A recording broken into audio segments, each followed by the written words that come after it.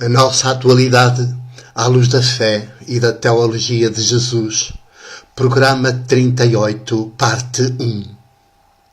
Saúdo-vos com a minha alegria, com a minha paz, com a minha esperança, esta esperança teológica que se fundamenta não em ilusões, mas que se fundamenta na realidade mais real, que é invisível aos olhos. E aquela que nos faz acontecer na história. Como eu sou, cada um de nós. Eu sou. E depois, religados, nós somos. E ao dizermos religados, nós somos, o mundo fica todo ao nosso cuidado, nas nossas mãos. Saúdo-vos assim, neste clima emocional e ao mesmo tempo sereno, de reflexão, de inteligência cordial, a olhar este tipo de mundo onde nos encontramos em 2017, novembro 2017. E abro esta primeira parte, como é habitual, com uma pergunta que nos faz pensar. Precisamos mais de perguntas do que de respostas. Perguntas fundamentais, claro. Não perguntas foleiras, mas aquelas que vão ao cerne dos problemas. E aí está a pergunta desta primeira parte. O adultério das mulheres ofende a dignidade dos respectivos maridos ou são os juízes que estão loucos? Sim, o adultério das mulheres ofende a dignidade dos respectivos maridos ou são os juízes que as condenam às mulheres que estão loucos? A pergunta é óbvia, justifica-se plenamente no nosso país, porque ainda está na ordem do dia, já anda há semanas, que continua na ordem do dia, faz lembrar quase os incêndios que já acabaram há bastante, já estão aí medidas governamentais para tentar valer às situações depois dos incêndios. Era melhor prevenir antes que remediar. E mesmo assim continuam a fazer capa de jornais e a ser objeto de comentadores nas televisões como o futebol. Quando do que se trata é de arregaçar as mangas e nos unirmos todos em redor da situação e mudarmos radicalmente este tipo de política, este tipo de mundo, este tipo de economia. Pois também o caso do adultério de mulheres, a sentença de um tribunal da relação do Porto que condena, absolve os homens agressores e condena as mulheres adúlteras, a pretexto de que ofende a dignidade dos maridos. Os juízes estão loucos. Só podem estar loucos. E para mais, a tentar fundamentar esta sua condenação, esta sua sentença, ainda invoca a Bíblia. Mal sabe o juiz que a Bíblia é a biblioteca do poder, a grande biblioteca do poder, que o poder lhe chama sagrada, livros sagrados, porque lhe interessa a ele que os povos pensem que sim, que são livros sagrados, que vêm diretamente de Deus, claro, vêm diretamente da cabeça deles e do Deus que eles projetam para fora deles para dominar os povos. Não vem nada diretamente de Deus. A Bíblia não tem nada do Deus de Jesus, literalmente nada. Literalmente nada. Jesus é contra a Bíblia, é judeu contra a Bíblia e contra o judaísmo, e é condenado em nome da Bíblia. Está tudo dito. Está tudo dito. Quando Jesus, o ser humano pleno e integral, que pela primeira vez na história nos acontece, para que a partir daí todos sejamos outras Jesus, em cada tempo e lugar. Quando o ser humano assim é condenado em nome da Bíblia, a Bíblia é a biblioteca mais horrenda que há. Claro que na Bíblia estão os Evangelhos, e os Evangelhos não são, porque os Evangelhos não são da Bíblia. Testemunham Jesus e é preciso tirá-los de lá. Tirá-los de lá e então estudá-los, escutá-los, percebê-los nas linhas e nas entrelinhas, porque são textos clandestinos, escritos em chave clandestina, e portanto é preciso lê-los com muita inteligência, com muita sabedoria, muito coração, porque só assim chegamos ao cerne da realidade e da verdade. Sempre fomos mentalizados pelos cristianismos que os juízes que estão à frente dos tribunais eram uma espécie de eleitos por Deus, escolhidos por Deus, ungidos por Deus, como aliás também os reis, tudo que era poder era tudo ungido por Deus, mas pelo Deus do poder e não pelo Deus de Jesus. E então fomos sempre educados para olhar para os juízes como seres à parte, parece que escolhidos diretamente por Deus, infalíveis, portanto, que nunca se enganariam, quase como o Papa, que nunca se enganaria, e faz cada disparate ao longo dos séculos. Se há disparates, são os cometidos pelos Papas, mas a gente continua a dizer como um dogma de fé que ele é infalível, que os Papas são infalíveis. Também dizia que os juízes são infalíveis e depois fazem coisas destas. Só que agora nós, felizmente, estamos no 3º milénio e percebemos toda esta marosca e então pomos tudo em questão. Daí a minha pergunta, se o adultério das mulheres ofende a dignidade dos respectivos maridos ou se são os juízes que estão loucos. Os juízes que condenam as mulheres e absolvem os agressores homens, se estão loucos.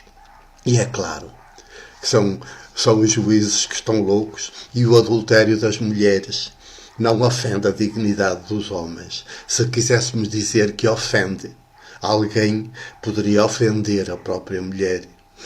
Mas nem isso se pode dizer, porque o que está em questão é a concepção de adultério. O que está em questão é a concepção que a gente tem, que nos introduziram, que nos incutiram de adultério. O adultério não tem que ser visto, mesmo ao nível matrimonial, não tem que ser visto na sua dimensão sexual, genital. É sério. Estamos a dizer isto como um princípio de liberdade e também de responsabilidade. Obviamente, não há a liberdade, é sempre o princípio da responsabilidade. Portanto, da capacidade de estar em cada situação e ver em cada momento o que é mais conveniente para cada pessoa, a começar pela própria e pelas outras pessoas que estão consigo na circunstância, na ocasião. E então o adultério não deve ser concebido no sentido de fidelidade sexual genital. Tem que ser concebido como fidelidade a um projeto. Ora, um casal, quando não tem um projeto que vale a pena manter os dois num só, os dois como um só. Quando o casal não tem um projeto de vida comum, que justifica, que fundamenta que os dois sejam como um só, os dois uma só carne, numa unidade indissolúvel, não há esse projeto. E esse projeto é que faz esta unidade indissolúvel. Quando a fidelidade não é a um projeto que vale a pena dar a vida por ele. São as grandes causas da humanidade. Quando a fidelidade conjugal não é entendida nesse sentido, então não se pode falar de adultério propriamente. Pode-se falar de relações fora de matrimónio, mas que estão na dependência da consciência de cada qual. E aí, na consciência de cada qual, não há ninguém que tenha direito de se meter. Ninguém. Porque nem Deus, o de Jesus, se mete aí. Respeita este santuário que é a nossa própria consciência pessoal.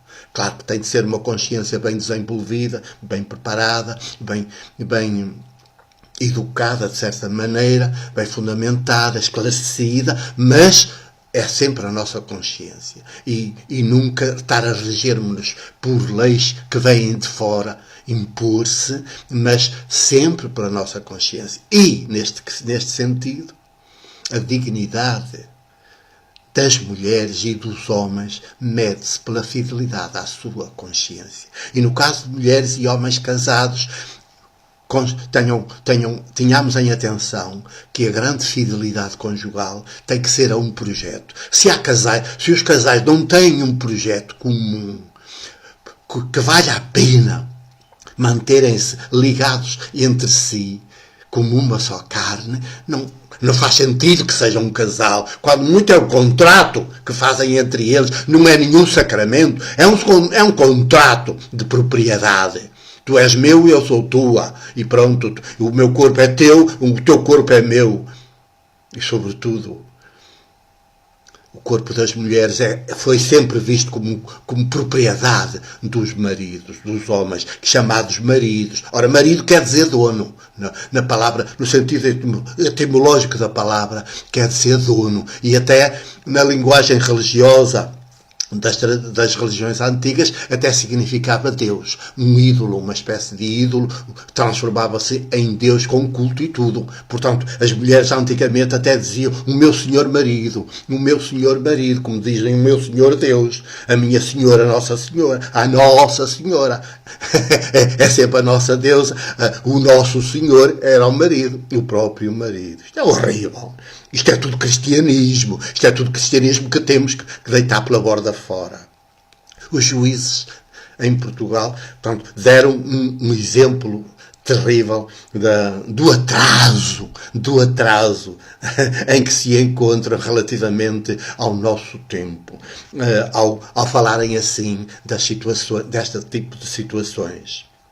Mas também os juízes em Madrid, que acabam de condenar à prisão, ainda sem julgamento nenhum, presumem-se que estão inocentes, acabam de condenar à prisão os que foram governo da região autónoma da Catalunha, só porque não gostam das coisas que o povo catalão das decisões que o povo catalão está a querer tomar em relação ao Estado espanhol.